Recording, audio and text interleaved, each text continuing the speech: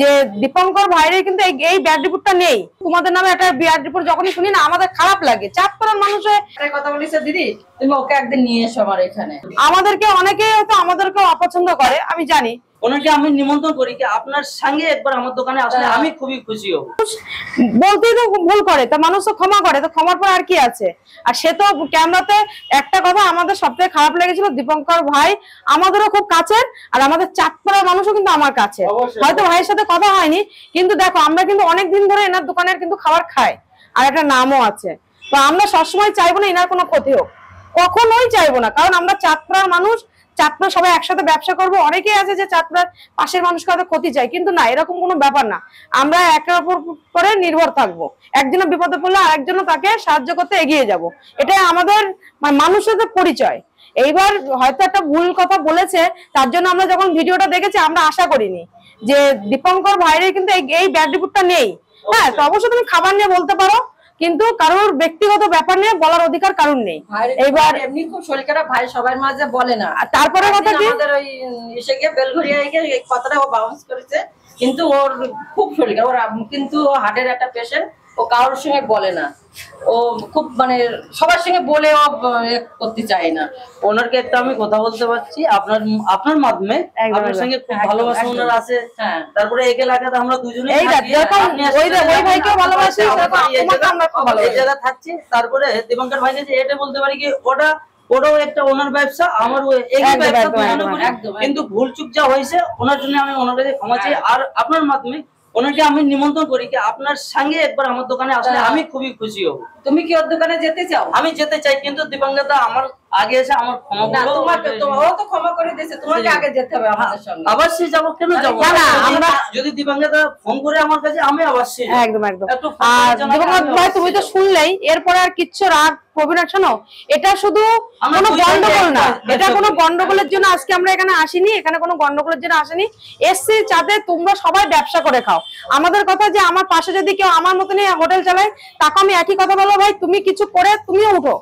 আজকে আমি উঠেছি বলে যে তুমি পড়ে যাবে, এটা আমার কোনো সময় আমরা চাই না।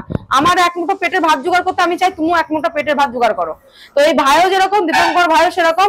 দীপঙ্কর ভাই তুমি শুনলে ভাইটা কি বললো, এবার আশা করি আর এর পরবর্তীকালে এইসব ব্যাপার নিয়ে আর কোনো ভুল হতে হবে না। বলতে চাই, কিন্তু দীপঙ্কর ভাই কিন্তু আমি কালকে তোমার একটা ব্যাপার নিয়ে শুনে আমার খুব খারাপ লেগেছে। আমি দীপঙ্কর ভাইকে ফোন করেছি, তারপরে আমি এই ভাইকেও ফোন করেছি, আমরা কালিন্দি বলি ডাকি।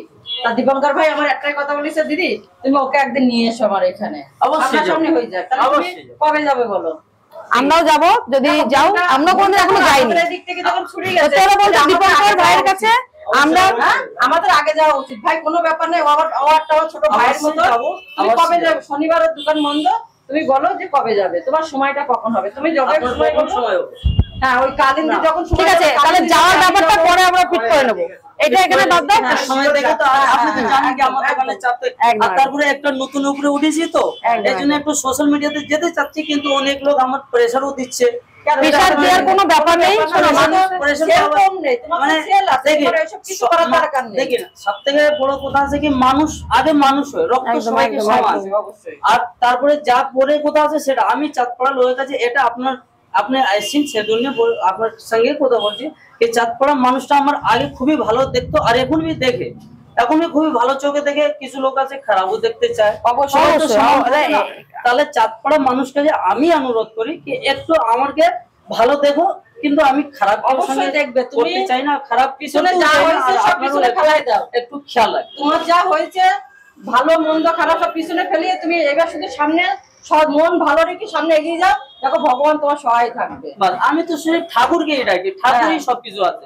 যদি আমার ব্যাপারে যা থাকে, মানুষকে বেশি কথা বলবে না, মানুষের সবসময় নিচু হয়ে। তোমাদের কিন্তু দেখো, তোমাদের কিন্তু অনেক নাম আছে, যেরকম মানুষের হয়তো খারাপ মানে দিকটা নেয়, কিন্তু ভালো দিকটাও কিন্তু আছে। তোমার দোকানটা কিন্তু আজকের থেকে না, তোমার দোকানে হয়তো আসা হয় না আমাদের, কিন্তু অনেক দিনের দোকান। আমরা চাইবো দোকানটা টিকে থাকুক, ভালোভাবে চলুক। তোমাদের নামে একটা ব্যাড রিপোর্ট যখনই শুনি না আমাদের খারাপ লাগে। চাঁদপাড়ার মানুষের যখনই তোমাদের নামে কেউ কিছু বলে, শুধু তোমার বলে না, আদার চাঁদপাড়ার দোকানে যখনই আমরা চাঁদপাড়া বাজারে ওই দোকানটা চেনা, একটা অঘটন ঘটলে কিন্তু আমাদের খারাপ লাগে, তুমি তো এটা তুমি বুঝতে পারবে। হ্যাঁ। যখন দেখবে যে স্টেশনের ধারে কালিদির দোকানে একটা প্রবলেম হচ্ছে, তখন তোমার খারাপ লাগবে, ইস, দুই বোনই ব্যবসা করে খাচ্ছিল মেয়ে ফ্যামিলি নিয়ে, ওদের এরকম হলো, এই জিনিসটা সবার লাগবে।